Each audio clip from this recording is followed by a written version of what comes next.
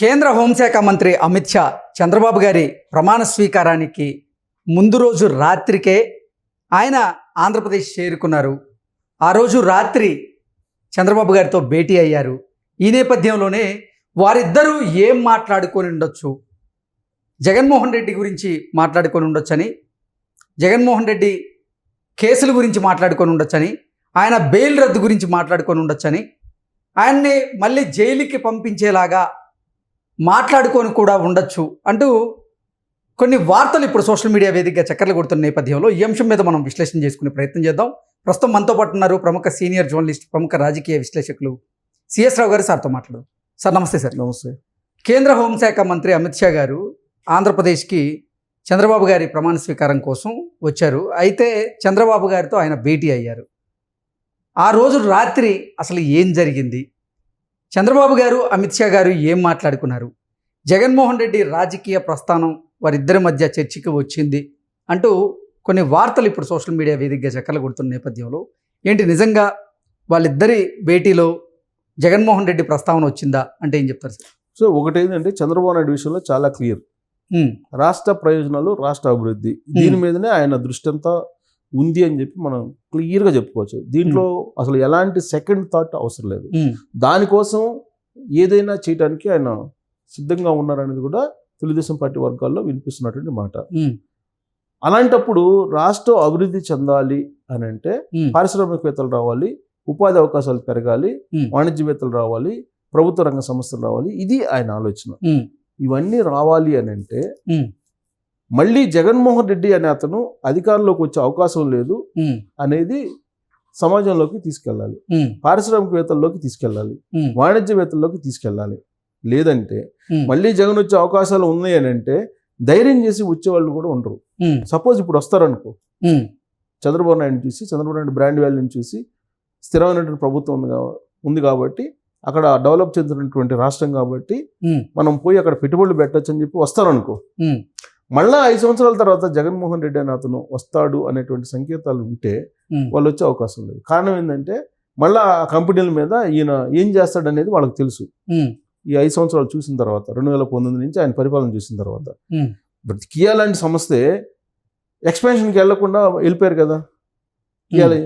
అలాగే గల్లా జయదేవ్ అమర్ రాజా బ్యాటరీస్ని ఆ రాష్ట్రంలో ఎక్స్పాన్షన్ చేయకుండా ఇతర రాష్ట్రాలకి, తెలంగాణకు వచ్చారు కదా. కారణం ఏంటి? జగన్మోహన్ రెడ్డి వాళ్ళకమే కదా. కాబట్టి ఇండస్ట్రియలిస్టులు జగన్మోహన్ రెడ్డి అని అతను రాజకీయంగా మళ్ళీ బతుకుతాడు అని అంటే కనుక రారు, వచ్చే అవకాశం తక్కువ. అందుకని జగన్మోహన్ రెడ్డి రాజకీయంగా మళ్ళీ బతికే అవకాశం లేదు అనేది రాష్ట్రంలో చూపించాలి, ఓకే, ఇండస్ట్రియలిస్ట్కి చూపించాలి. అది చూపించడానికి ఆ రోజు రాత్రి జరిగినటువంటి ఇంపార్టెంట్ మీటింగ్, 12వ తారీఖు ప్రమాణ స్వీకారం చంద్రబాబు నాయుడుది.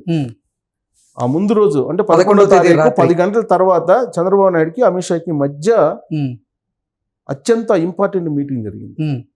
ఆ మీటింగ్ ఏంటంటే, చట్టం తన పని తాను చేసుకుని పోనివ్వండి, చట్టానికి మీరు అడ్డుపడద్దు అని. చట్టానికి అడ్డుపడకపోతే జగన్మోహన్ రెడ్డి జైలుకి వెళ్ళడం ఖాయం. ఇది అందరికీ తెలిసినటువంటి అంశం అనేది న్యాయ కోవిదులు చెప్తారు, అలాగే రాజకీయ నాయకులు కూడా చెప్తూ ఉంటారు. జగన్మోహన్ రెడ్డి కేవలం నరేంద్ర మోడీ ఆశీస్సులతోటి ఇంతకాలం పాటు బెయిల్ మీద ఉన్నారు అనేది జగద్విదితం, నగ్న సత్యం. దీన్ని మనం కాదనలేం, కొట్టిపారేలేం ఎవరన్నా అంటే. కాబట్టి జస్ట్ బెయిల్ రద్దు చేస్తే చాలు, ఆయన జైలుకి వెళ్ళిపోతారు. వన్స్ జైలుకి వెళ్ళిపోయారంటే 4 years కన్విక్షన్ పడుతుంది, 4 years మినిమం పడే అవకాశం ఉంది ఆ కేసులకు సంబంధించి అనేది న్యాయవాదులు చెప్తున్నారు. సో అప్పుడు మళ్ళీ పోటీ చేసే అవకాశం కూడా లేదు ఆయనకి.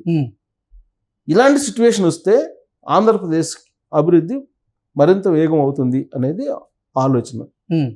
ఆయన్నే బలవంతంగా తీసుకెళ్లి నిరాధారమైన ఆరోపణలతో జైల్లో పెట్టించాల్సిన అవసరం లేదు.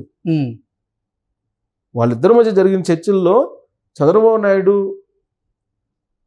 అలాగే అమిత్ షా మధ్య జరిగిన చర్చల్లో చట్టాన్ని తన పని తాను చేసుకోపోనివ్వండి, జగన్మోహన్ రెడ్డి లాంటి వాడిని కాపాడినందువల్ల జరిగిన నష్టం ఏంటి అనేది కళ్ళారా చూస్తున్నాము అనే దాని మీద వాళ్ళిద్దరి మధ్య ఏదో కొంచెం కూలంకుషంగా చర్చ జరిగినట్టు తెలుస్తుంది.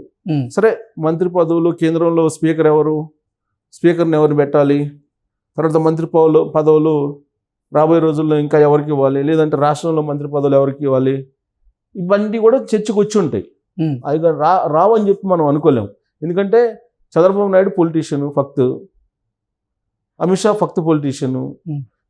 సరే, నరేంద్ర మోడీకి చంద్రబాబు నాయుడికి మధ్య ఏదో చిన్న గ్యాప్ ఉంది అనేది తెలుస్తుంది. నరేంద్ర మోడీకి అమిత్ షాకి మధ్య కూడా గ్యాప్ ఉందని చెప్పి తెలుస్తుంది. దానికి ఉదాహరణగా ఆర్ఎస్ఎస్ వాళ్ళు స్పందించినటువంటి తీరు. సో ఈ క్రమంలో అసలు పొత్తు కుదర్చడానికి ఎన్డీఏ భాగస్వామ్యంగా తెలుగుదేశం పార్టీ జనసేన చేరడానికి అమిత్ షా కారకుడు అనేది అందరికీ తెలుసు. సో ఆ నేపథ్యంలో పొత్తు పెట్టుకున్నారు, ప్రజల్లో ఆదరించారు, అప్రతిహతమైనటువంటి చరిత్రను తిరగరాస్తూ చరిత్రని మళ్ళీ ఎవరు రాయలేనటువంటి విధంగా తీర్పునిచ్చారు ఆంధ్రప్రదేశ్ ప్రజలు. సో ఆ స్థాయిలో డెవలప్ కావాలంటే జగన్మోహన్ రెడ్డి వైఎస్ఆర్ కాంగ్రెస్ పార్టీ అనేది కనపడకూడదు అని అంటే చట్టం తన పని తాను చేసుకోకపోతే చాలు అనేది వాళ్ళిద్దరి మధ్య వచ్చినటువంటి ఆ రాత్రి డిస్కషన్ అనేది వినిపిస్తుంది. సో ఇప్పటి వరకు కూడా జగన్మోహన్ రెడ్డి కేవలం నరేంద్ర మోడీ ఆశీస్సులతోటి ఆయన జైలుకి వెళ్లకుండా బెయిల్ మీద ఉన్నారు అనేది ఒకటి. తర్వాత అమిత్ షా తొలి రోజుల్లోనే జగన్మోహన్ రెడ్డి 2019లో ముఖ్యమంత్రి అయిన తొలి రోజుల్లోనే అమిత్ షా అపాయింట్మెంట్ ఇవ్వలేదు. దాదాపు 2-3 సార్లు ఢిల్లీ వెళ్ళి ప్రయత్నించి విఫలం చెంది వచ్చాడు జగన్మోహన్ రెడ్డి. ఆ తర్వాత ఢిల్లీలో లైసెన్సింగ్ ఎలా చేశారు ఏంటి అనేది అందరికీ తెలుసు. విజయసాయి రెడ్డి ఏం చేశారు, తర్వాత అక్కడ ఉండేటువంటి ఒక అడ్వకేట్ ఏం చేశారు, అమిత్ షా దగ్గరికి వెళ్ళినప్పుడు అడ్వకేట్ని ఏమన్నాడు అమిత్ షా, ఇవన్నీ అందరికీ తెలిసినటువంటి విషయాలే. సరే, ఆ తర్వాత అమిత్ షా కూడా అపాయింట్మెంట్ ఇవ్వడం జరిగింది. సేఫ్ సైడ్గా ఆయన మొత్తానికి 5 సంవత్సరాల పాటు ఆయన ముఖ్యమంత్రిగా ఉంటూ ఆయనకి ఏవైతే కోరికలు ఉన్నాయో అవన్నీ కూడా వ్యక్తిగతంగా తీర్చుకున్నారు. హెలికాప్టర్లో తిరగాలనుకున్నారు, ప్రజాస్వామ్యంతో తిరిగారు.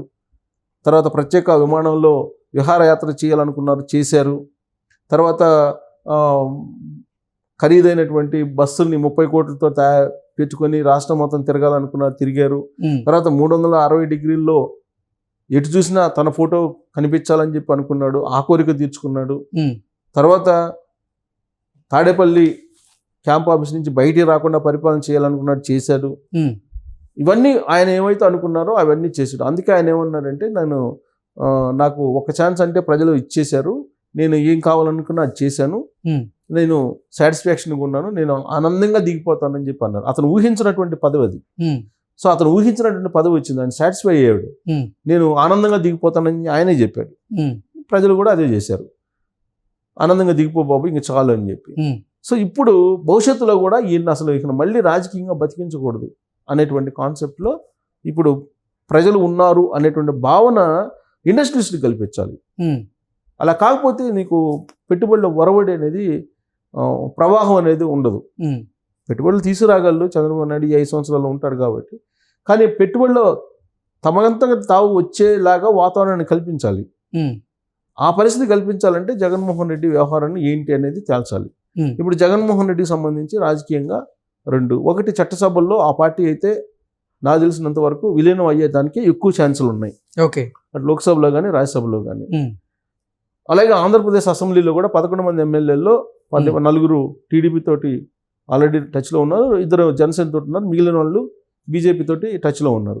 సో చట్టసభల్లో అయితే ఏదో ఒక రోజు ఆ పార్టీ విలీనం అవుతుంది. అది బీజేపీలో విలీనం అవుతుందా, తెలుగుదేశం పార్టీ తోటి విలీనం అవుతుందా, అది జరిగింది. కానీ జగన్మోహన్ రెడ్డి జైలుకి ఎప్పుడు వెళ్తారు? ఆయన అక్రమ ఆస్తులకు సంబంధించినటువంటి కేసులు పెండింగ్లో ఉన్నాయి, ఈడీ కేసులు, సిబిఐ కేసులు. అవి ఎప్పుడు విచారణకు వస్తాయి? ఆ విచారణకు వచ్చిన రోజు ఈయన జైలుకి వెళ్ళిపోయే కన్విక్షన్ పడే అవకాశం ఉంది. 16 నెలలు ఆల్రెడీ జైలు జీవితం గడిపారు. ఆల్రెడీ ఇప్పుడు డిశ్చార్జ్ పిటిషన్లను సవాల్ చేస్తూ సిబిఐలు కూడా వేశారు. 19వ తారీఖు నుంచి రెగ్యులర్ విచారణ కూడా జరగబోతుంది.